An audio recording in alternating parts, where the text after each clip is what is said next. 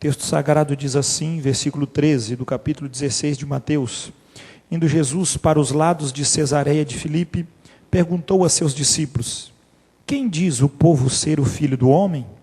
E eles responderam: Uns dizem João Batista, outros Elias e outros Jeremias ou algum dos profetas.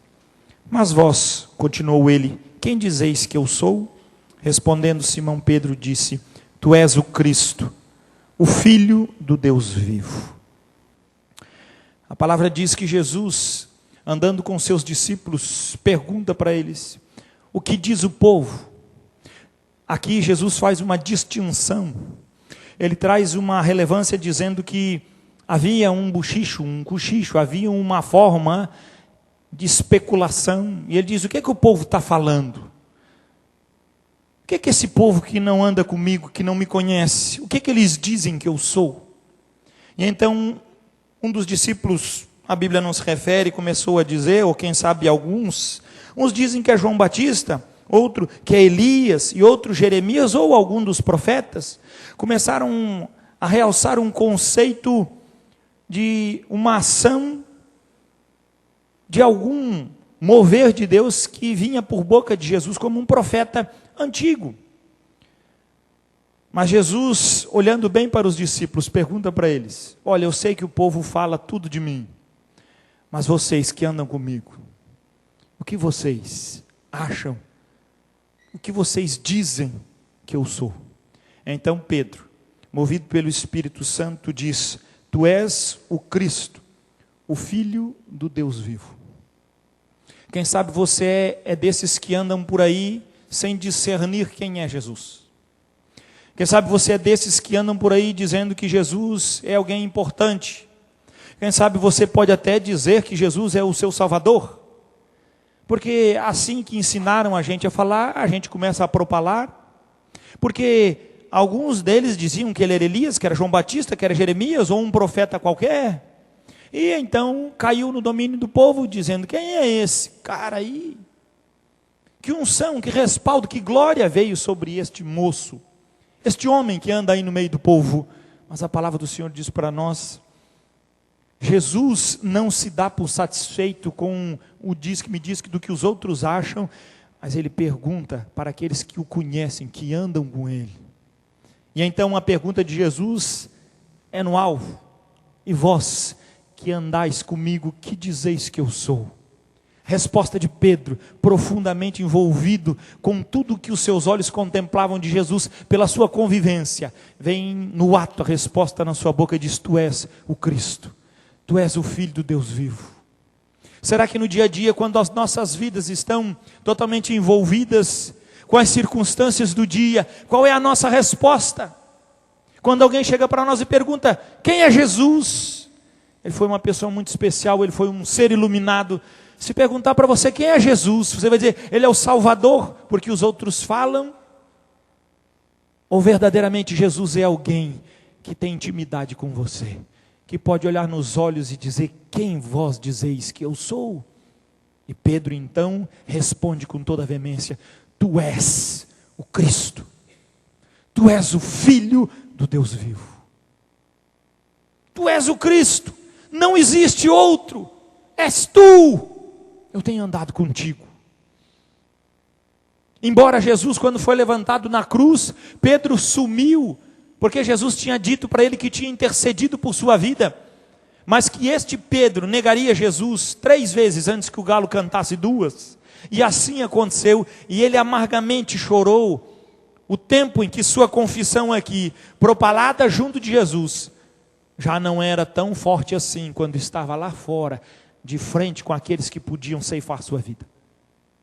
Aquele que tinha dito que ele morreria por Jesus, alguns minutos antes, algumas horas antes, já agora não tinha mais a mesma evidência e a mesma força, mas o Espírito Santo tinha trazido uma revelação profunda no coração desse homem chamado Pedro. E Jesus assim o revela, versículo 17, então Jesus lhe afirmou: bem-aventurado és, Simão Barjonas. Outras traduções está filho de Jonas.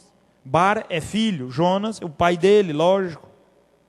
Outras traduções traz filho de João, não é uma má tradução não, meu filho. Jonas é hebraico, João é grego. Depende de onde pegou a raiz, é o mesmo nome, é a mesma raiz, tudo é a mesma coisa. Tá bom? Porque não foi carne e sangue que tu revelaram, mas meu Pai que está nos céus. Só tem um jeito dos nossos olhos se abrirem. Não é quando olhamos as circunstâncias ao nosso redor, mas quando os nossos olhos estão olhando as coisas que acontecem no céu. Só tem um jeito de nós contemplarmos a glória de Deus na nossa vida, mesmo mediante circunstâncias. Eu duvido que se eu fizesse uma pergunta aqui, você está passando um momento de dificuldade, todos aqui têm um momento de fraqueza, de dificuldade, de luta. Todo ser humano está fadado a isso, porque o pecado nos imbui, nos envolve e nos lança sempre diante das nossas decepções. Se existe alguém que vai nos decepcionar, é como o Alexandre falou, se existe alguém que me decepciona todo dia, sou eu mesmo. Se existe alguém que manifesta toda a ação de uma fraqueza corrupta, este alguém sou eu. E todos os dias, quando há algum mover de força sobre a minha carne, não posso dizer que bênção, passei um dia abençoado, mas a minha boca canta o meu Deus, porque eu sei absolutamente convicto que se aquele dia eu passei na presença do meu Deus, não foi por nenhum mover, por nenhum agraciado do meu esforço, mas foi o poder da cruz que se revelou em mim naquele dia. Obra de Cristo, poder que salva, poder que apruma o coração do pecador. Se você esperar alguma coisa de mim, os meus olhos são iguais os seus, que olham pelas circunstâncias do dia, que se apavoram quando encontram ou se deparam com a morte, que o coração treme com o enfado do trabalho tolo e inútil, que se esbraveja tentando trazer justiça sobre a terra, com discursos, com ações, com vontades humanas, que se exaspera com a desobediência do filho, que fica totalmente alucinado quando o filho vai mal na escola, quando as coisas parecem que fogem do nosso controle. Eu sou igual a você. Mas quando os nossos olhos tiram a face e a glória de Deus, é porque eles estão verdadeiramente frisados com as coisas que nos cercam. E Jesus não estava preocupado, apenas estava conduzindo os discípulos para que eles pudessem ver aquilo que o céu já tinha declarado e visto. O que o povo diz que eu sou, é um profeta qualquer, mas o que vocês dizem, nós temos contemplado o Cristo, o Filho do Deus vivo. Quem tem contemplado o Cristo, o Filho de Deus vivo? A palavra afirma que este é um bem-aventurado, porque não foi olhos terrenos, porque não foi vida com sua insignificância, da sua busca que conseguiu ver, mas a palavra diz, foi meu Pai que vô-lo revelou. Por isso, quando contemplo a obra da cruz e a expectação do horror, vejo uma glória profunda no meu Senhor.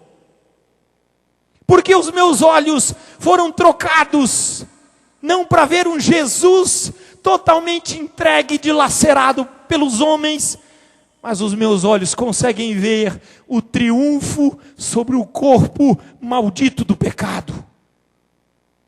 Porque Deus quis que todos os olhos que mirassem a uma obra de redenção, que fosse exposta numa cruz ensanguentada, fossem salvos para ter uma vida eterna. Foi Ele que escolheu esta glória. Os nossos olhos, quando estão envoltos nas circunstâncias do dia, eles perdem a magnificência da glória do Senhor.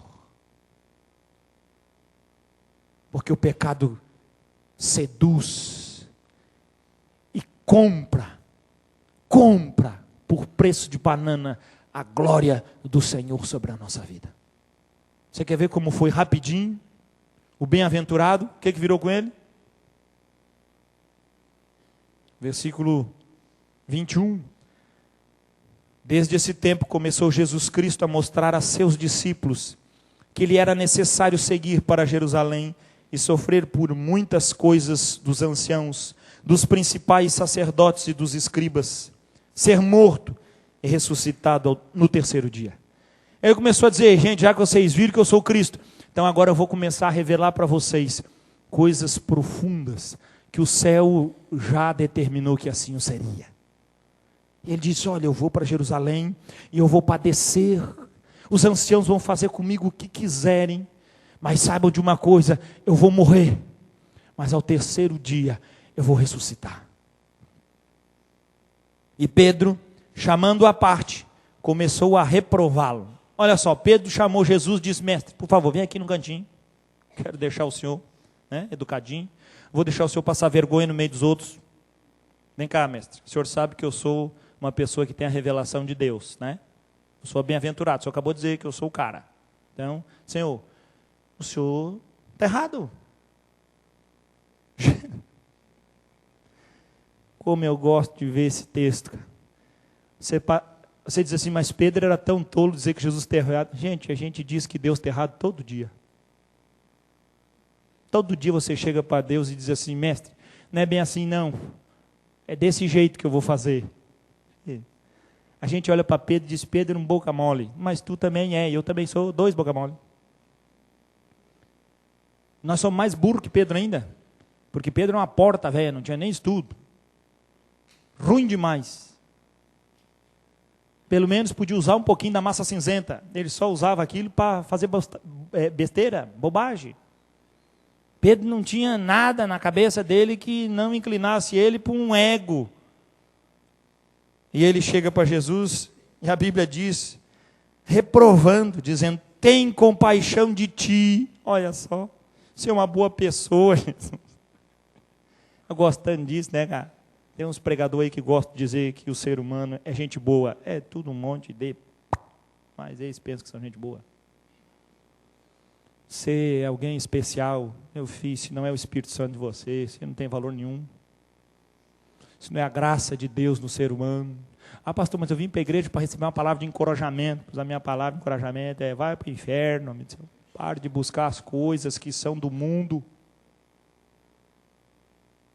Ah, pastor, amado, todas as vezes que desobedecemos a Deus, reprovamos as suas atitudes. É fácil nós olharmos aqui e dizer: esse Pedro é ruim demais. Mas você toma atitudes todos os dias que diz: Jesus, para aí.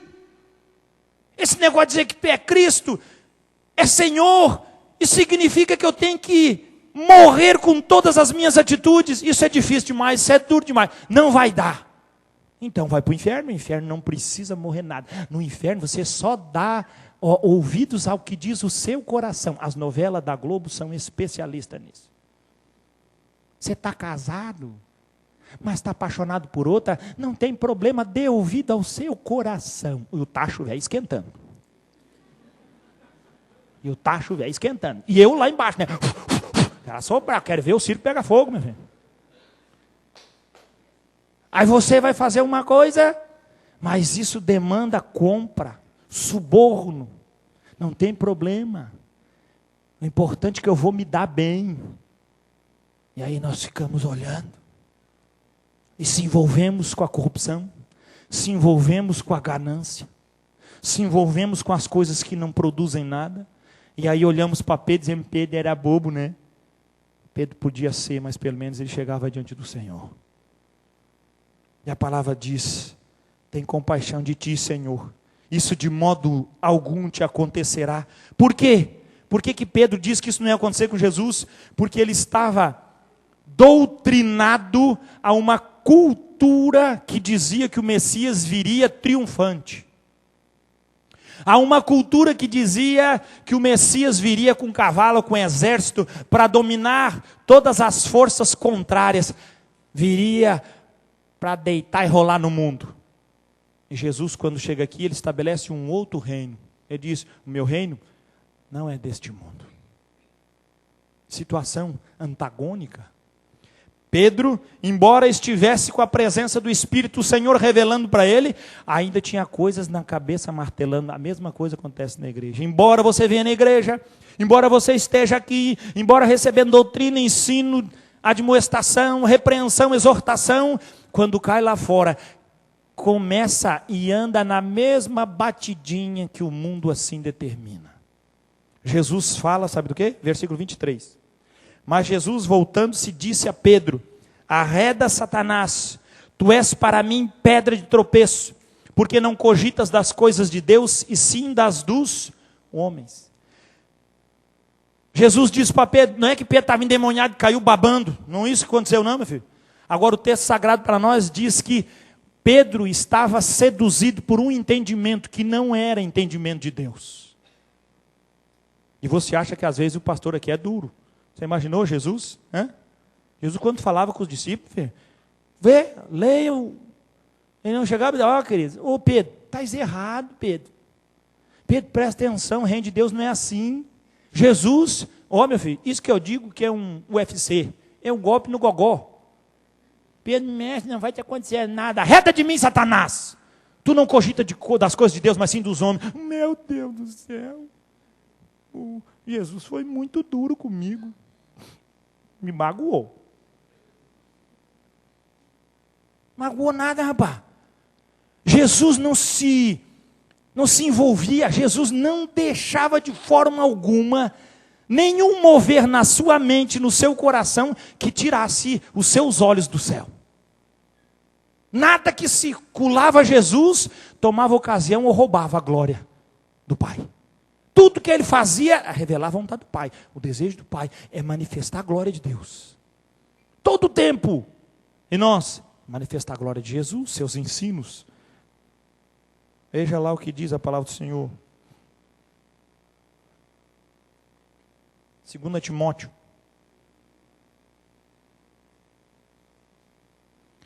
Segunda carta de Paulo a Timóteo, capítulo 3.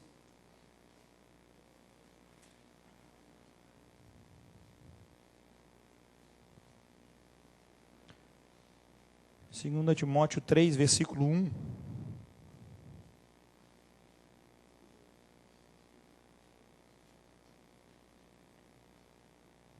Paulo está ensinando o seu fiel discípulo. A que forma? Abrir os olhos primeiro para contemplar o que está em volta, para depois revelar o que vem acima. Versículo 1 do capítulo 3 de segunda carta de Paulo a Timóteo. Sabe, porém, isto. Olha, Timóteo, presta atenção. Nos últimos dias sobrevirão tempos difíceis. Nos últimos dias os tempos serão difíceis. E ele descorre dizendo como será o coração dos homens. Se você ler aqui, você vai ver que nossos dias são bem parecidos. Versículo 7 do mesmo capítulo. Que aprendem sempre e jamais podem chegar ao conhecimento da verdade. Vive aprendendo, mas não consegue ter a prática daquilo que aprende. Versículo 13, do mesmo capítulo 3.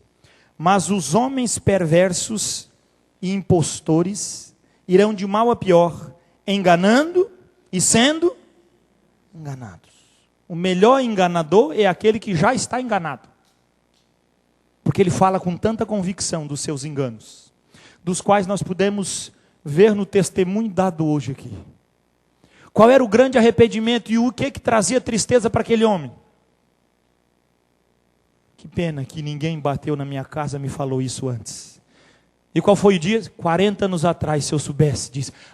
Se eu soubesse disso. Agora me explique, um cara desse que não conhecia, foi anunciado o evangelho, vê transformação na sua vida. E nós temos às vezes crente 40 anos na igreja, pior do que ele. Marido briga com a mulher, mulher briga com o filho. Aquela vida que não sai nem desata, aquela condição. Meu filho, não era melhor ficar 40 anos na desgraça e ser salvo uma vez do que ficar 40 anos no engano e não sair dessa mesmice? Eu tenho que pregar para dentro, pregar para fora. Qual é a diferença? Deus faz ou não faz diferença? Deus muda ou não muda as circunstâncias? Se nós continuarmos que nem Pedro, repreendendo Jesus pela mudança e o impacto que ele está fazendo na nossa vida, não vamos conseguir mesmo. Porque nós estamos com o coração disposto. Mas Paulo afirma, mas os homens perversos e impostores irão de mal a pior, enganando e sendo enganados. Mas presta atenção nisso. Quando a palavra diz que eles irão de mal a pior, é porque eles darão toda a ênfase ao engano dos quais eles propalam. Não é de mal a pior, não, vamos ficar vendo quem vai se lascar aí. A visão do mundo é alguém que está de mal a pior, é alguém que está falido, é alguém que está ruim. Mas nós ouvimos muito bem aqui o Juliano, que durante 3 semanas deu palestra financeira, e o que ele sempre agradeceu? Eu louvo a Deus porque eu fali, porque eu quebrei. Por quê? Porque foi através de eu quebrado que encontrei uma esposa que me levou para Cristo, e hoje Deus está me restaurando o meu negócio, e hoje eu sirvo a Deus, porque se eu não tivesse quebrado, eu nunca veria o Senhor, e hoje eu conheço Ele. Deus sabe certo como chegar, Deus sabe aonde apertar, mas a palavra diz que terão dias difíceis, a palavra diz que todas as coisas serão verdadeiramente manifestas por o coração da perversidade desses homens. Circunstâncias difíceis nós temos pela frente e precisamos discerni-las. 1 João capítulo 2.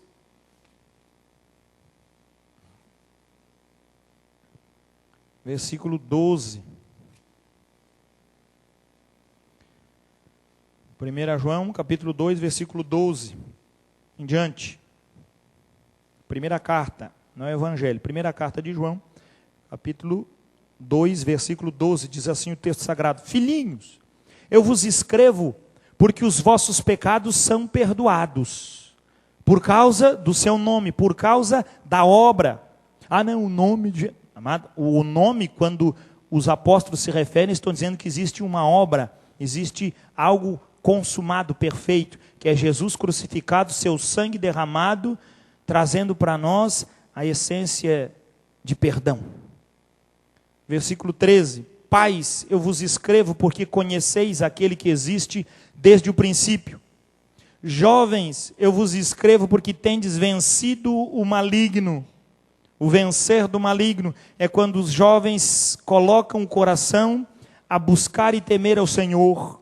Não colocam o coração nas paixões do mundo, não colocam o coração nos desejos do mundo, não colocam o coração nas coisas que envolvem o mundo. Como é isso, pastor? Você já vai ver aí para frente que é isso mesmo que eu estou dizendo. 14. Filhinhos, eu vos escrevi porque conheceis o Pai. Pais, eu vos escrevi porque conheceis aquele que existe desde o princípio.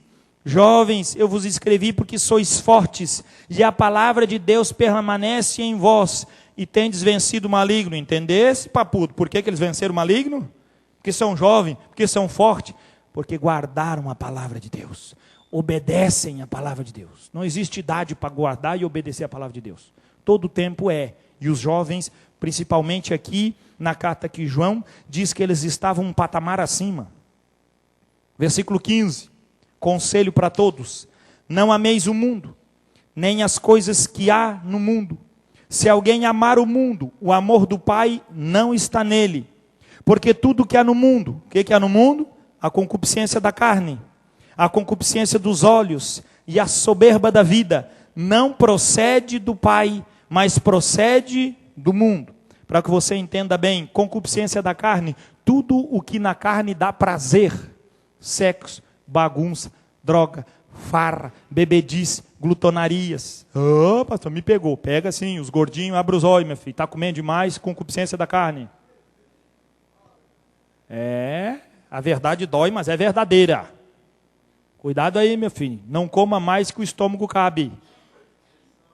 Você precisa saber o que é. Concupiscência da carne, veja bem, concupiscência da carne trabalha mais do que deve.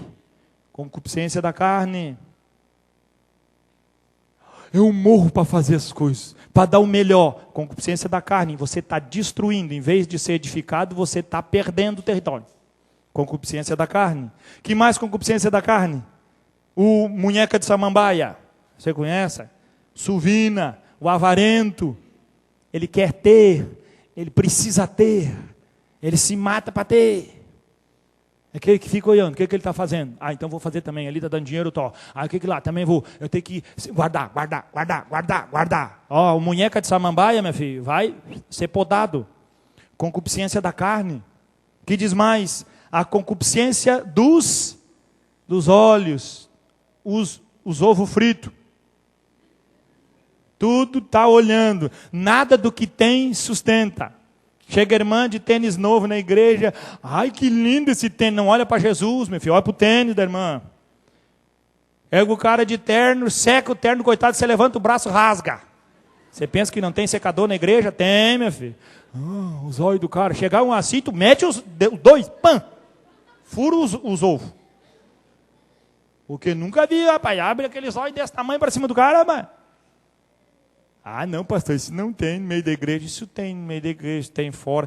Mas João está falando para nós. Ele diz, a concupiscência dos olhos. Busca. E o que mais? A soberba da vida. Essa desgraçada da soberba da vida. O que é? Poder. Soberba da vida. O que mais? Riqueza em extremo e um conforto absurdo. Soberba da vida. Você usufrui tudo que pode da vida. Tudo é lícito. Eu posso tudo na vida. Soberba da vida. Soberba da vida. O que é legal estar com os amigos? Ter 3 mulheres. Não tem problema, eu tenho. Soberba da vida. O que é legal ter? O carro mais caro do mundo. Eu tenho condição? Pá, tenho o carro mais caro do mundo. Soberba da vida, meu filho. Se tu comprar um Fusca, ele anda do mesmo jeito que o outro. Tudo depende da tua condição, tudo depende da tua inteligência e tudo depende da tua necessidade. Eu viajo muito, comprar um Fusca, fico no meio da viagem. Então compro um carrinho melhor. Quero chegar em casa e a minha mulher me vê, senão vai chegar eu com cheiro de borralho, cara preta. O que foi? Pifou o carro de novo. Cheiro velho de pneu velho, óleo, motor. O cara vem, né? Eu já tive o privilégio de estar voltando da igreja com um amigo meu e o motor do carro dele explodiu.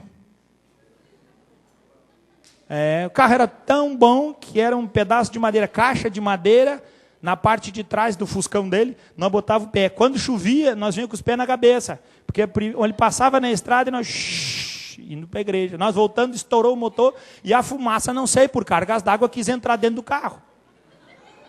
Você imagina que cena, né? O pessoal está pegando fogo no carro, digo, não pegou não, bateu tudo que tu possa imaginar, estava batendo. E aquela catinga de fumaça. O evangelho é simples, até as crianças entendem. Esse aí gaseou o cultinho para vir escutar o que é bom. Muito bem, meu filho. O que aconteceu? Aquele budum ficou 3 semanas. Até o cotonete para tirar a cera do vidro saia preto, capaz. Um cavinho, o que era aquilo? Terrível. Mas é assim. Como que nós podemos ver que é a soberba da vida? Gente diz, pastor, mas eu não tenho isso. Amado, presta atenção nos teus filhos. A gente vai crescendo e vai ficando sem vergonha, mas os filhos têm vergonha. Começa a olhar para o teu filho. Teu filho só quer sapatinho da moda. Você está ensinando ele a ser soberbo daqui a uns anos. Ele só anda com a camisa que é top. Eu ando. Presente. Na verdade, tudo que está aqui é presente. Graças a Deus. O que é meu aqui, só o corpinho que Deus me deu. Por quê? Cuidado com a soberba da vida. Cuidado com a soberba da vida. Tudo não é suficiente. O ganho não é suficiente. A vida não é suficiente. O marido não é suficiente. Troca, pega outro para tu ver o que tu vai ganhar pela frente. Minha mulher, pastor, é muito chata. Pega uma melhor para ver se tu acha. Jararaca, é tudo igual, meu filho. Não vai mudar. Se não é Jesus para mudar ela, não é você que vai. Mas meu homem, meu marido é uma benção. Se tu olhar entre linhas, ele está sempre devendo. Soberba da vida. Ah, mas como é importante. Filho, presta atenção na coisa que está acontecendo. Precisa estar bem dinâmico. Cuide dos teus filhos, como é que eles estão vendo a vida, como é que nós estamos percebendo essa dinâmica de vida, soberba da vida. Veja de onde procede essas coisas. Não procede do Pai, mas procede de quem? Do mundo. Ora, o mundo passa. Como que eu sei que é a concupiscência dos olhos, concupiscência da carne e soberba da vida? Tudo o que quando você morrer, foi enterrado com você, ou queimado. Acabou? Acabou. Isso tudo não tem valor nenhum. Veja bem, nada disso. Vamos lá, um sapatão da moda. A hora do caixão bater as bielas, tem algum problema? Tanto é que nem enterra com sapato, né, meu filho? Não, tudo, os pezinhos livres. Para que apertar, né?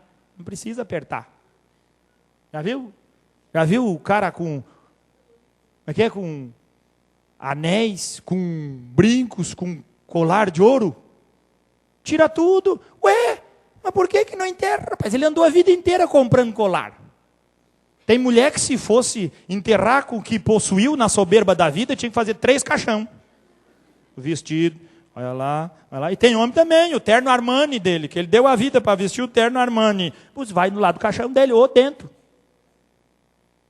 Para quê? A palavra de Deus diz para nós: ora, o mundo passa, bem como a sua concupiscência. Aquele, porém, que faz a vontade de Deus, permanece eternamente. Aquele que faz a vontade de Deus, ele vai permanecer para todo sempre. Filhinhos, versículo 18, já é a última hora. Ô rapaz, se já era a última hora dele, eu já estou dizendo, filhinhos, é os últimos minutos. Nós já estamos no tempo da prorrogação, cara. Se João estava dizendo que era a última hora, nós já estamos a 2 minutos do apito final.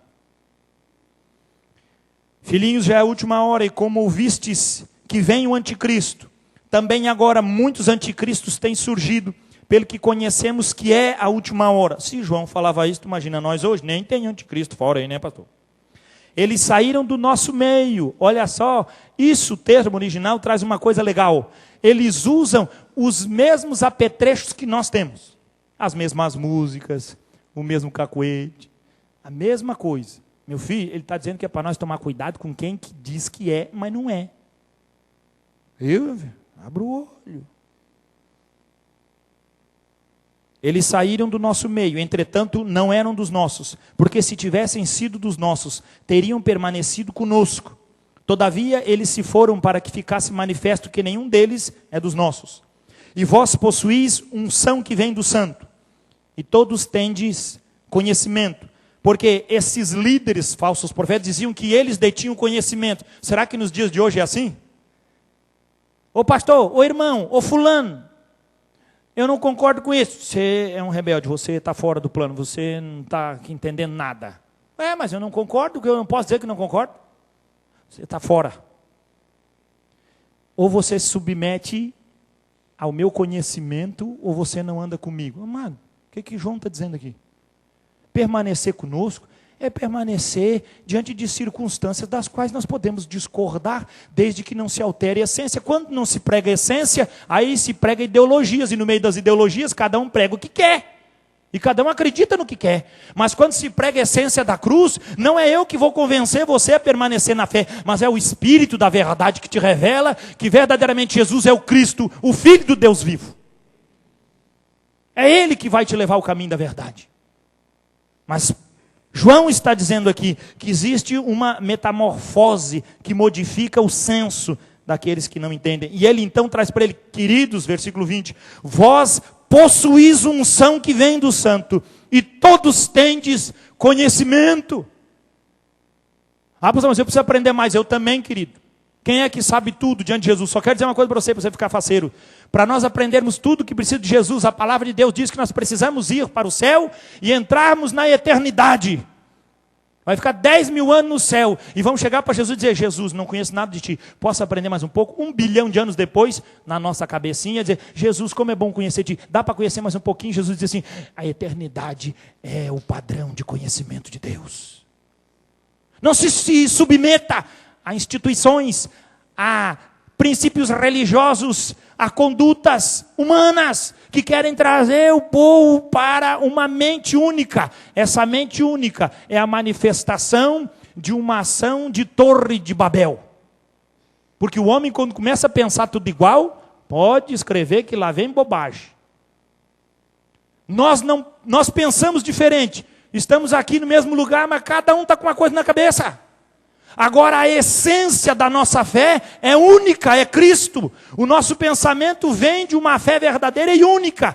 Mas os padrões da forma como questionamos, perguntamos, inquirimos, cada um tem a sua. Porque um pode ouvir a mensagem hoje e entender. Outro pode entender semana que vem e outro, não sei, cada um tem a sua limitação ou a ação de graça de Deus. Mas ele está dizendo aqui, nós temos a unção que vem do Santo. 21. Não vos escrevi, porque não sabeis a verdade. Antes, porque a sabeis. E porque mentira alguma jamais procede da verdade. Quem é mentiroso? Senão aquele que nega que Jesus é o quê? O Cristo. Este é o anticristo. Está se referindo o quê?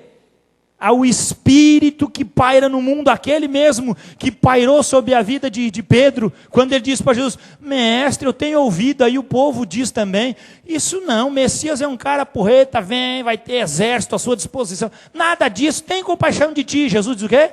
Está fora, cara. No final dos tempos, João está alertando para isso. 23, todo aquele que nega o filho, esse não tem o pai. Aquele que confessa o Filho tem igualmente o Pai. Permaneça em vós o que ouvistes desde o princípio. Se em vós permanecer o que desde o princípio ouvistes, também permanecerei vós no Filho e no Pai. E esta é a promessa que Ele mesmo nos fez. Qual é a promessa? A vida eterna. Isto que vos acabo de escrever é acerca dos que procuram enganar. Quanto a vós outros, a unção que dele recebestes, permanece em vós. Mas pastor, estou tão fraquinho, vou fazer uma corrente de oração. Meu filho, faça a corrente de oração, faça o que você quiser, mas tenha fé. Se você creu, há uma unção que permanece em você. Se os teus olhos estiverem na circunstância, o diabo tirou a fé de você. Mas se você permanece no santo, como a palavra diz, mas eu não sinto, pois é, o cinto mesmo é para segurar a calça, senão já está pregando com ela no joelho aqui na frente. Ela tem utilidade. Não é pelo que se sente, é pela fé daquilo que a palavra diz, que permanece em nós a unção do alto. Eu não preciso correr atrás dela, porque em Cristo Jesus, a doutrina do princípio, a excelência da obra de Cristo me basta. É suficiente para mim. Mas eu quero fazer algo mais para Deus. Faça, querido, não estou dizendo que não pode, mas estou afirmando para você, se é por interesse particular, lembre-se que você às vezes subiu um monte para ganhar alguma coisa de Deus, é concupiscência dos olhos.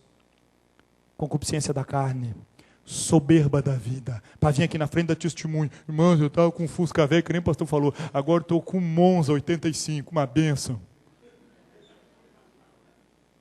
Tá bom, meu filho, vai nessa bênção, vai. Deus tem que fundir outro carro, porque o cabra ainda não aprendeu. Não é para ele ficar trazendo pompas e honras, aonde são coisas transitórias. Ele não vai com o Monza para o céu, não serve lá.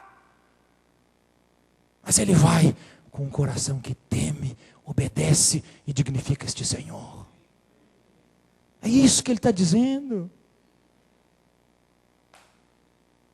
27, quanto a vós outros, a unção que dele recebestes permanece em vós, e não tendes necessidade de que alguém vos ensine, mas com a sua unção vos ensina a respeito de todas as coisas, e é verdadeira e não é falsa. Permanecei aonde? Nele, como também ela vos ensinou. Quem que vos ensinou? As Escrituras. Ah, como é fácil seguir Jesus, permanecer nele, olhar as coisas de Deus e contemplá-las. 28, filhinhos, agora pois, permanecei nele, para que quando ele se manifestar, olha a glória, tenhamos confiança. Ah, mas eu não tenho muita confiança em mim hoje. Mas meu filho, mas não é para agora, é para quando ele se manifestar. Temos confiança e dele não nos afastemos envergonhados na sua vinda. Se sabeis que ele é justo, reconhecei também que todo aquele que pratica justiça é nascido dele. Que glória, que honra para nós, que bênção podermos usufruir de uma ação tão profunda, mas tão verdadeira, que traz para a nossa vida sempre a consciência de defendermos o padrão do Evangelho. Próxima carta aí, tem duas aí de João, vá para Judas, versículo 3, só tem um capítulo mesmo, nós vamos encerrar com esse texto.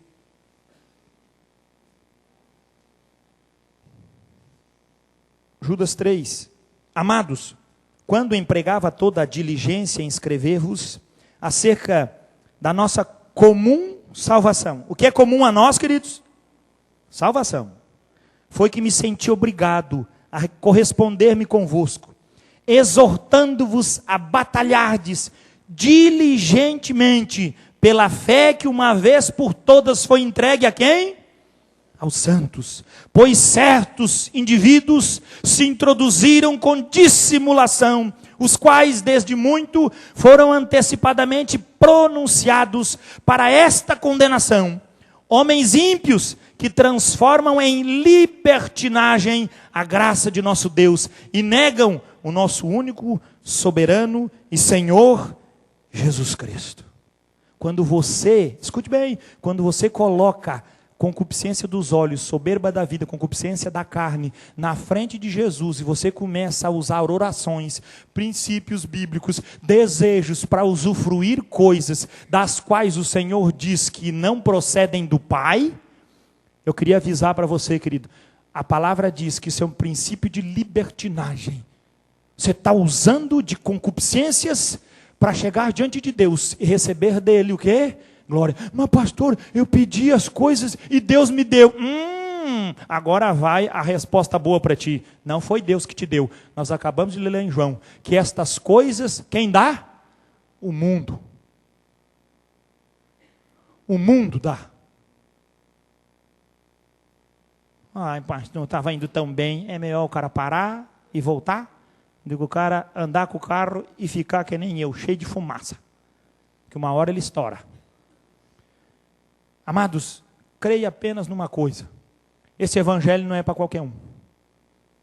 Graças a Deus que o evangelho da verdade não é para qualquer um. O evangelho da verdade é para aqueles que creem. O evangelho da verdade é para aqueles que confiam. O evangelho da verdade é para aqueles que permanecem nele. Nele o quê? A fé comum, o sacrifício vicário, um sangue que nos purifica de cada pecado.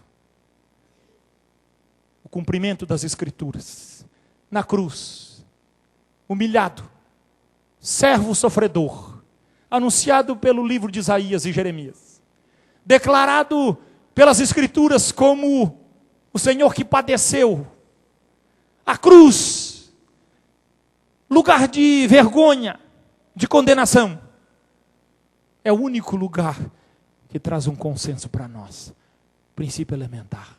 Ali há restauração de vida. Ali a concupiscência. Sabe o que acontece com a concupiscência dos olhos quando cai ali? Destruída. Sabe o que ele fez na cruz com a concupiscência da carne? Destruída. Sabe o que aconteceu com a soberba da vida? Destruída. Ali foi manifestado as grandes coisas de Deus. Sobre mim e sobre você. Você pode usufruir desse Jesus, deste poder, do qual a própria palavra nos afirma, porque a palavra da cruz é loucura para os que perecem, é loucura mesmo, mas para nós que somos salvos, é o poder de Deus. Esse poder é derramado em todo o coração que crê. Se você creu, esse poder está em você. Não fui eu que dei essa notícia para você, querido, eu li nas Escrituras. Cabe a você, ou você está na circunstância do mundo, acreditando no que os outros falam, ou você está diante de Deus, na posição que Ele colocou você, em Cristo Jesus. E a Bíblia diz, aqueles que o meu Pai me der, eu terei na minha mão, e aqueles que tiverem na minha mão, de forma alguma alguém poderá arrebatá-los de mim. Quem está em Cristo precisa ser apenas ensinado, discipulado, tratado, corrigido. Mas ele sabe que a verdade sempre traz ao seu coração ímpeto, realização. E o poder de Deus se revela sobre o seu coração todo o tempo. Tire os olhos das circunstâncias. Traga o seu coração às coisas eternas. Porque tudo que há no mundo vai passar. Mas aquele que faz a vontade do Senhor, diz as Escrituras, esse permanecerá para todo sempre.